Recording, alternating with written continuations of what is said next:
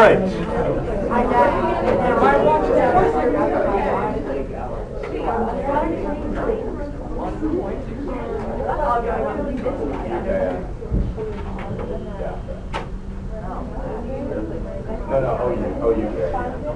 so today we want to talk about how we find limits. We don't want to always have to look at a graph. We don't always have to look at our table in our calculator. So, and we're not always going to be working with nice polynomials that we can plug numbers into. So we want to talk about how we find limits in that case. Now, one thing I want to emphasize is for what we were talking about yesterday and what we're talking about today, we're looking at the limit as x approaches a number. We're going to treat the case where x is approaching infinity separately. We'll do those separately next time. And what we're interested in today is we have some function. We have a rational function, some function involving radicals, and we plug our x value in, and we get. So I'm going to say substitution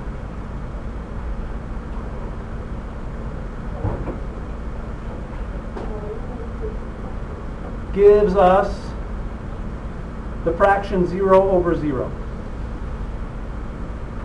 0 over 0 doesn't equal 1, doesn't equal infinity, doesn't equal 0. It's an indeterminate form. Are we going to learn what that means right now?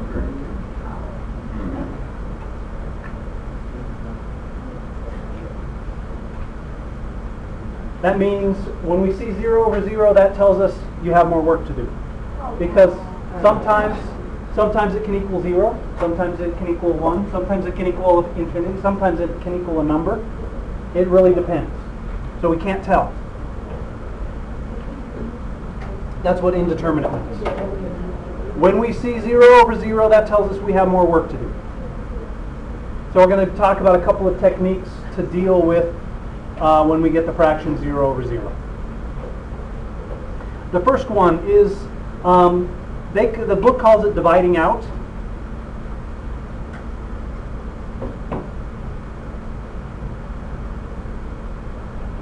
And I would just call this one simplifying.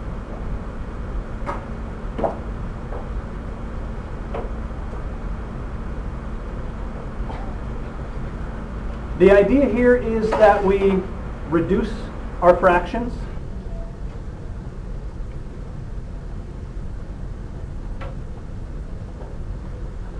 Or simplify. And by simplifying we mean we might have to add fractions, so we might have to find common denominators.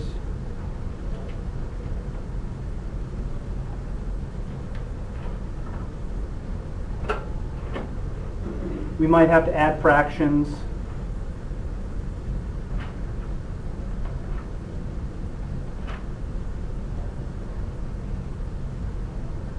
Etc. All different kinds of ways that we've simplified things algebraically.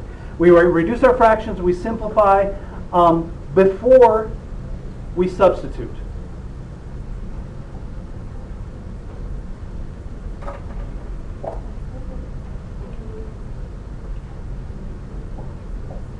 So I want to do a couple of examples of this technique. It's not hard to do. Well, it can be difficult to do, but the idea is not hard. Depending on our fractions, it can be challenging. It's the algebra. We have to do algebra. All right, so let's look at a couple of examples. One is very similar to some that we worked on last time. So let's look at the limit as x approaches 3 of x squared minus 9 over x minus 3. So we look at this fraction and we say, oh, it's a rational function. Polynomials, those are nice functions. But when we plug in 3, what happens? We get 0 over 0. Indeterminate form. So when we see 0 over 0, we say, oh, we have more work to do. So let's do that work. This is the limit as x approaches 3. what if we were just working with this as a rational function? What would be the first thing we did? Divide. Factor. Factor. We're going to factor this numerator. Yeah. X plus 3 times x minus 3, right? So what does this tell us happens with our graph of this function at x equals 3? We have a hole. And when you get to calculus, you'll call holes removable discontinuity. We have a removable discontinuity in our We graph. call them RC. We call them RC. It'd be RDC, right? Removable discontinuity. RDC. So what can we do with this x minus 3? You can cancel it. So this equals the limit as x approaches 3 of x plus 3, which equals 6. Because when I substitute in here, this doesn't give me any problems. So I reduced the fraction, I simplified, and then I did my substitution. So first time we did it, we got a 0 over 0, so we had to do more work. Questions there? All right. This next one's nice because it brings back an old friend. Oh. Yeah, don't do it. Don't say it. Complete the story. We don't know. It's not that old friend. Not worried. All right. So I substitute in x equals 1, and what happens?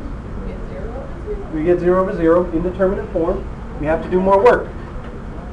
Yeah. So this is the limit as x approaches 1 of x minus 1 over, we need to factor this thing.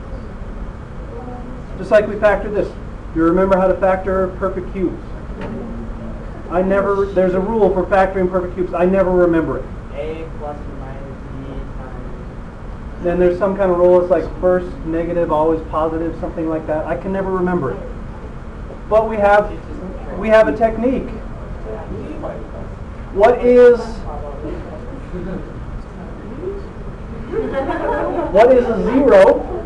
What is a zero of this function? 1. Once we know a zero of a polynomial, what can we do to factor the polynomial? What did you say, Macy? What did you say? We're going to do synthetic division. So remember back in chapter 2, we found a zero. We knew one of the zeros of our polynomial.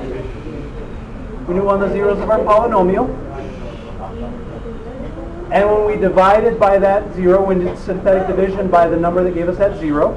That let us factor. So we know that x minus 1 is a factor because 1 is a 0. So that's good because we have an x minus 1 in the numerator. So we're going to do synthetic division. So I'm going to write x cubed minus 1. So I have a 1, 0 for the x squared, a 0 for the x, and then a minus 1 for this one. I'm rewriting this x cubed plus 0x squared plus 0x minus 1. And we're going to do synthetic division by 1, since x minus 1 is a factor.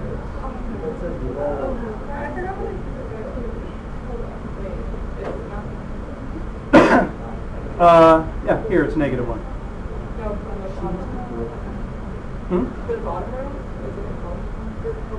Here? How do you do this again? It should be 1, 1, 1. For the middle row. Wait, Here? this means you So- carry it down, then you Yeah, so remember, for synthetic division, Oh, yeah, it should be negative 1. Yeah, it should be negative. Under the negative. oh, Yeah. that one. There we go. Okay, so this is x cubed. Reminder on how to do synthetic division. X cubed plus 0x squared plus 0x minus 1. That's this thing. We're dividing by 1 since x minus 1 is a factor. We bring that first 1 down, and then we multiply and add. Multiply and add. Multiply and then add. Our remainder is 0, which should happen when we divide, do synthetic division by one of the zeros of the function. So what we're left with is x squared plus x plus 1. So this factors to x minus 1. That's one of the factors we found by figuring out the 0, times x squared plus x plus 1. I can never remember the rules for factoring perfect cubes. I always have to do that synthetic division. Because with a perfect cube, it's easy to pick out the 0 with something like this, difference of cubes. All right, so what can we do now with this x minus 1? Cancel it out, right? We have a removal of discontinuity at x equals 1. So this is the limit as x approaches 1 of 1 over x squared plus x plus 1. Now when I plug in x equals 1, what do I get? 1/3. So that limit is 1/3.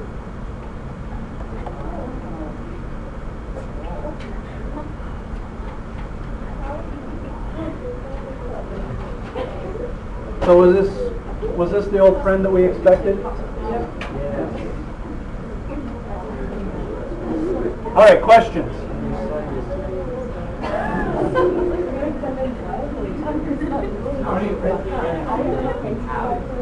Well, we have what you've been in school for how many years now? So several old friends per year, right? Especially with math. All right. Next technique. Rationalizing.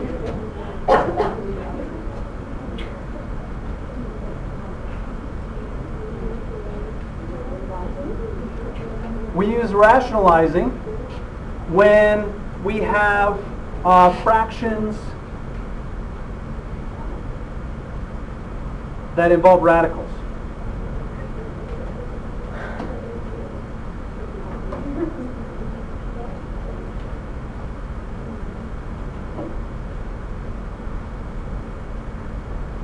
And again, when we do this when substituting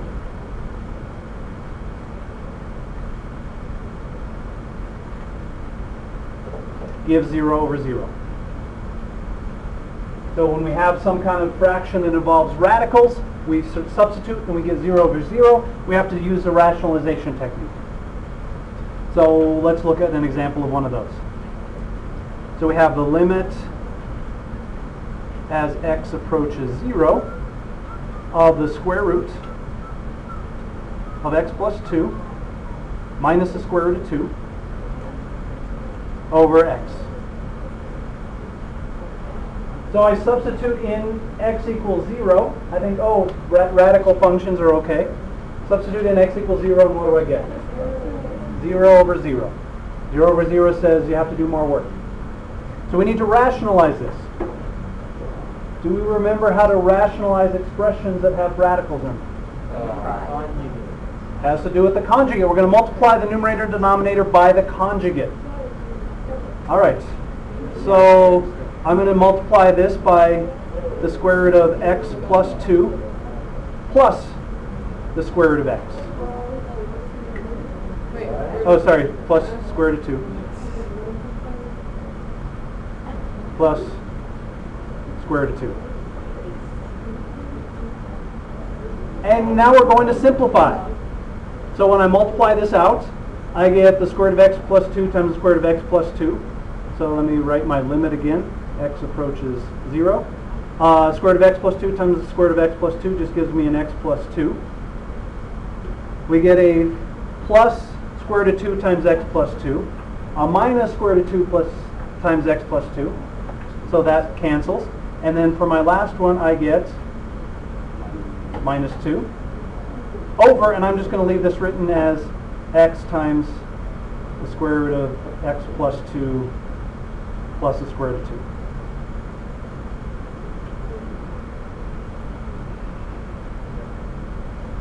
What does this numerator simplify to? X over x times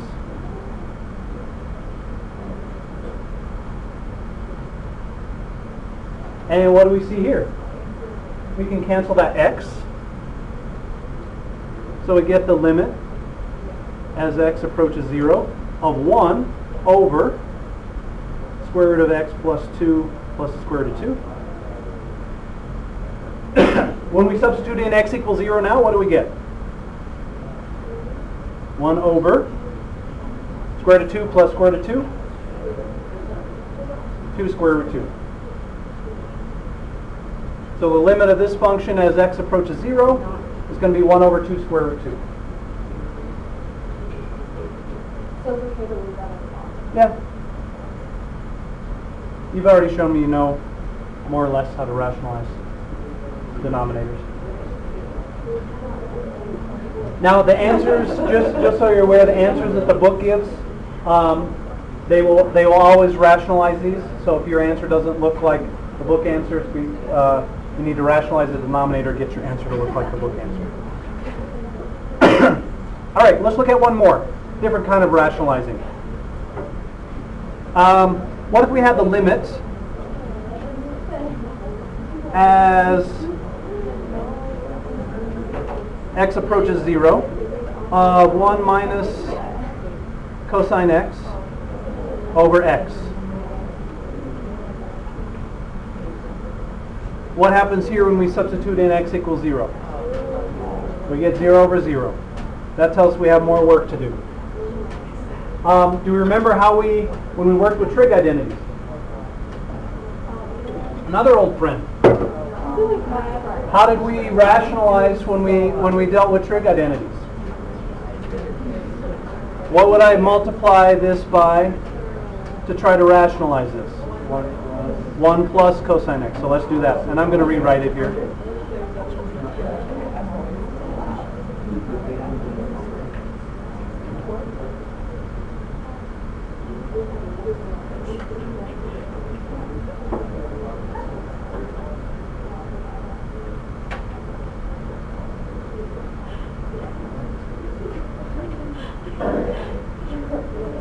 All right, so this is the limit as x approaches 0. When I multiply this out,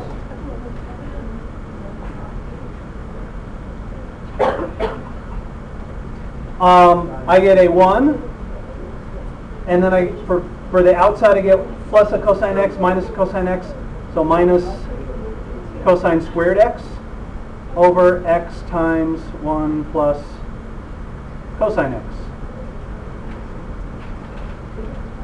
And that's the limit as x approaches 0 of 1 minus cosine squared x is sine squared x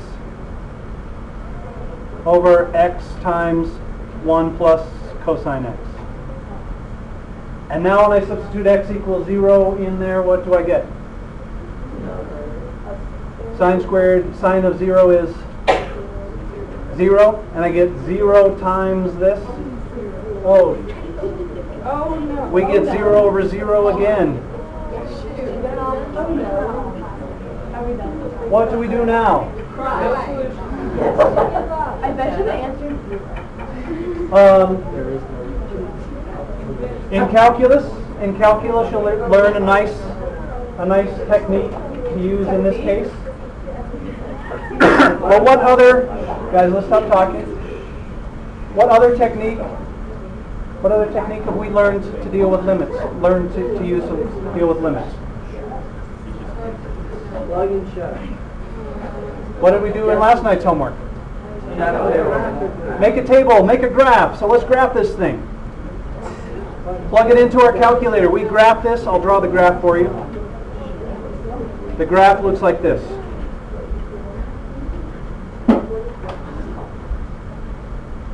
And this is a...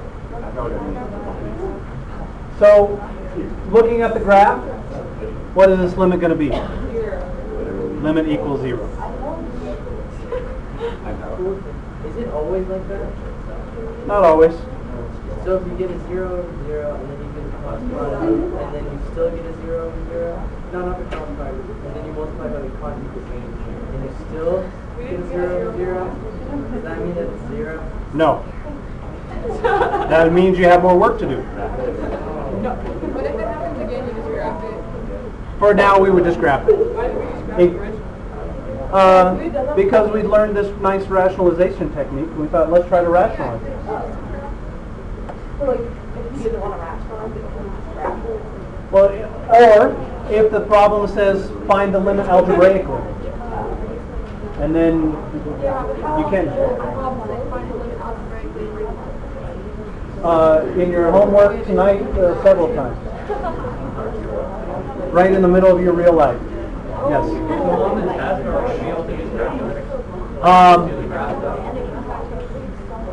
There will be, I think there's going to be a portion that will be calculated, a portion that will be non-calculated. All right. Questions here? All right, let's talk about one-sided limits.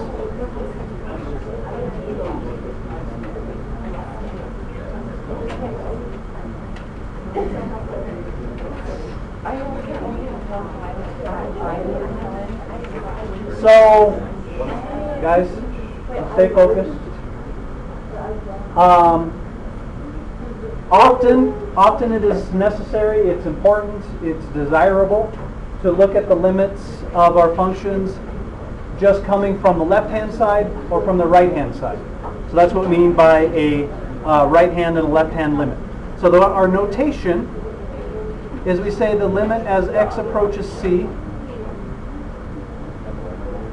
plus. This is from the right. This is called a right-handed limit.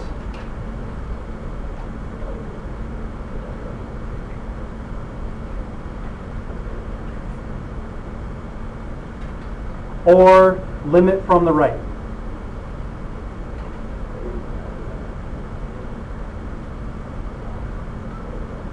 And what that means is we're approaching x from the positive side. So we're approaching from the right, this way. And then we also have the limit as x approaches c, negative of f of x equals L. This is called a left-handed limit or a limit from the left.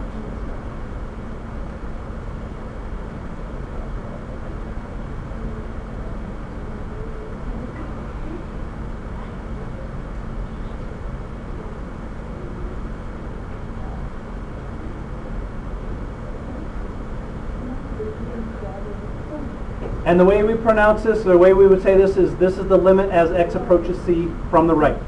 The limit as x approaches c from the left. And these are important because the limit as x approaches c, just the limit of f of x equals L, exists if and only if the limit from the right and the limit from the left are the same.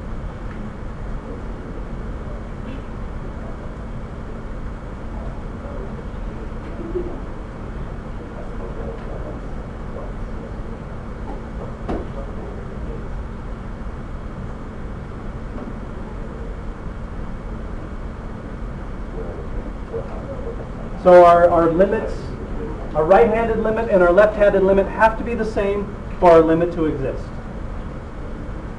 And we've seen a couple of examples of this already. The homework problem where we had the line in the parabola, where there was a gap in the graph, the limit from the left and the limit from the right were different. Yeah. So the limit does not exist.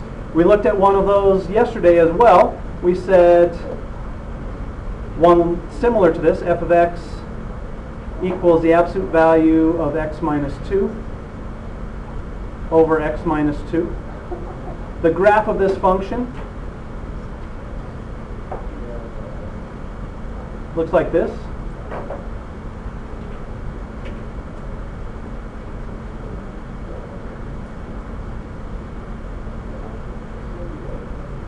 So the limit as x approaches 2 of this function does not exist because the limit from the left is here and the limit from the right is up here.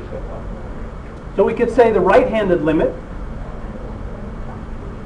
exists, the left-handed limit exists, but the two are different, so the limit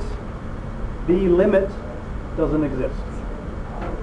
So the right-handed limit can exist, the left-hand limit can exist, but if they're not the same, then the limit doesn't exist. The limit. So this is going to be an important idea in calculus, that the limit from the left and the limit from the right have to be the same.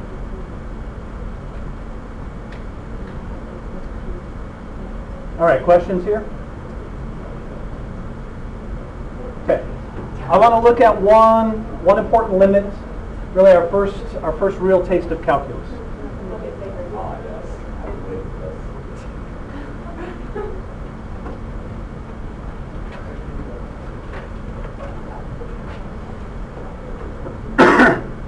So this limit will come up a lot in calculus. We have this function.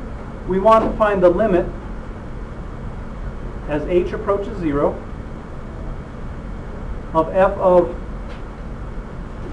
1 plus h minus f of 1 over h. And what this is what kind of graph is this? What would be the graph of this thing? Parabola. So if I have this parabola, and it's a parabola, it's going to be shifted something like this. If I wanted to find the slope of this parabola at x equals 1, what I would do is I would draw 2 points on the graph, and I would connect those 2 points with a line. And we want to find the slope of that line. And what we're doing is taking the slope as these 2 points get closer and closer and closer together. So we want the slope at just one single point. So we're letting those 2 points get closer and closer and closer together. That's what this h represents, is how close those 2 points are together. We want that h to be 0. So this is the slope of the line, the change in y divided by the change in x. And we're making the change in x really, really small because we want those 2 points to be really, really close together. So we're going to calculate the slope of that line. All right, so let's do this. We'll do more of this in section 11.5, and you do a lot of it in the first part of calculus. So we're looking at the limit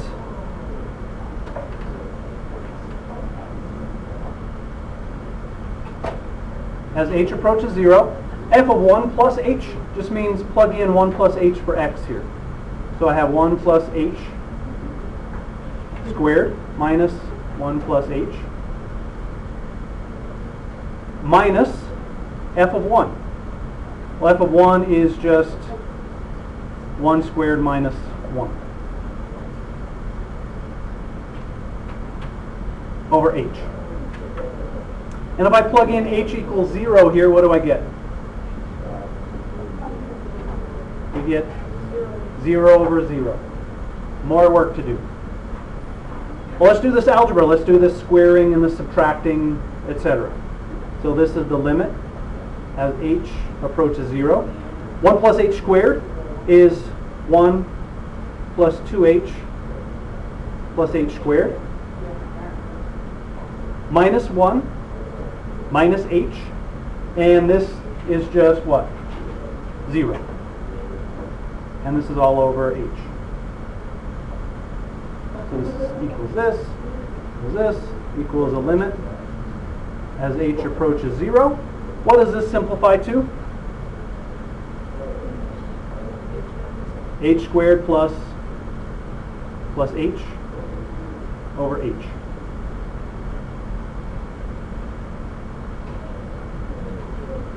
What can I do to this top piece?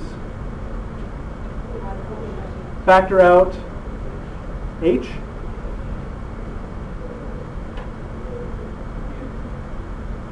Now what happens to those h's? Cancel.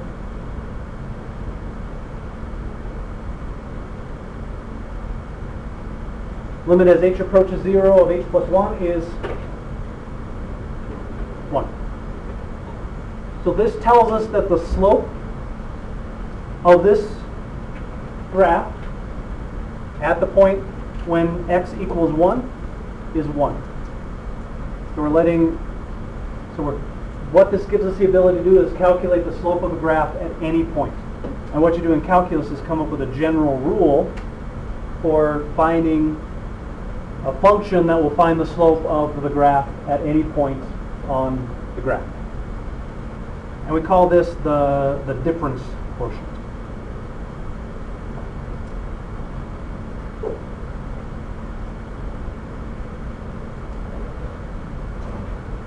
So this is your first the first real calculus concept that we've applied a limit to, calculating the slope of a graph at a point. And that's one of the two major topics, major ideas in calculus, is the ability to calculate that slope. But there's two big ideas in calculus. Calculating the slope of a graph is one of them. All right, questions?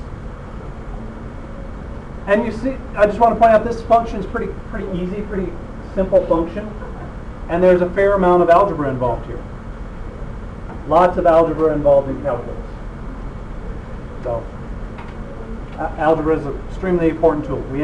Simple problem, we end up doing a fair amount of algebra. Imagine if the function's even more complicated, the algebra gets much more complicated.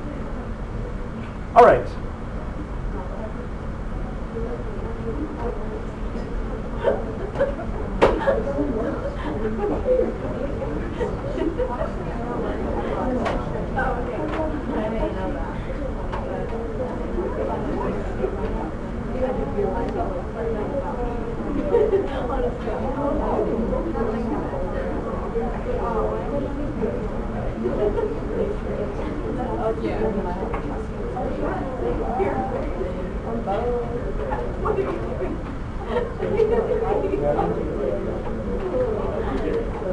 All right, there you go.